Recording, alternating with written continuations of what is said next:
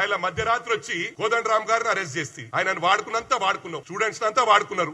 ఉస్మానియా యూనివర్సిటీలో ఎంతో మంది అరెస్ట్ చేసిండ్రు, ఎంతమంది జీవితాలు నాశనం పట్టించారు. రవీందర్ నాయక్ మీ పార్టీలు ఉన్నాయని బట్టలు చింపిరు టీఆర్ఎస్ భవన్ బయటనే. ఇది వాస్తవమా కాదా? మీడియా సోదరులు అడుగుతా ఉన్నా, ఎలక్ట్రానిక్ మీడియా సోదరులు అడుగుతా ఉన్నా.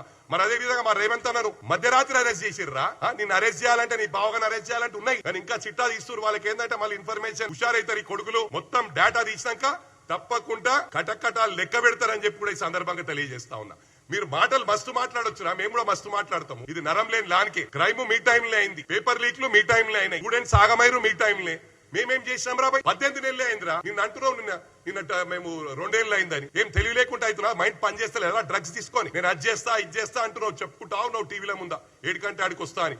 పక్కా ఆ రోజు కూడా వస్తుంది, వెయిట్ చేయి. అప్పటి నుంచి ఇప్పటిదాకా తెలంగాణ ప్రజల మీద ఆకృత్యాలు చేసిందే కాంగ్రెస్ పార్టీ, కాంగ్రెస్ ప్రభుత్వం. వద్దంటే వాళ్ళకి ఆంధ్రలో కలిపింది మీ పార్టీ, కోరితే మా వాళ్ళని చంపింది మీ పార్టీ. మళ్ళా 30 ఏళ్ళు తెలంగాణ అంశం తెర మీదకి రాకుండా జాగ్రత్త పడ్డది మీ పార్టీ. ఒక రాజకీయ అవకాశం కోసం, అవకాశవాదం కోసం జై తెలంగాణ అన్నారు తప్ప మీకు ఏనాడు అది లేదు. ఆ పార్టీ శ్రేణుల్లో కొందరు నిజాయితీ గల వాళ్ళు ఉంటే ఉండవచ్చు, అది వేరు. కానీ నాయకత్వ పాత్ర పోషించిన వాళ్ళంతా తెలంగాణ అంశము ఒక ఆయుధంగా, రాజకీయ ఆయుధంగా పనికి రావాలనుకున్నటువంటి స్వార్థపరులే. ఆ సమయంలో కూడా మీరు జై తెలంగాణ అనలే. నేను అందుకే ప్రారంభంలో పొలిటికల్ లక్కీ భాస్కర్ అందుకే అన్నది తెలంగాణ ఉద్యమంలో పాత్ర లేదు. కాంగ్రెస్ పార్టీ చేసిన నామమాత్రపు ఆందోళనలో కూడా మీ పాత్ర లేదు, మీరు అందులో లేరు. అప్పుడు అంత పరిపక్వం అయిన తర్వాత వాళ్ళు సర్దుకునే లోపల మీ ప్రయత్నాలు మీరు చేసుకొని వచ్చి సీట్ మీద కూర్చున్నారు.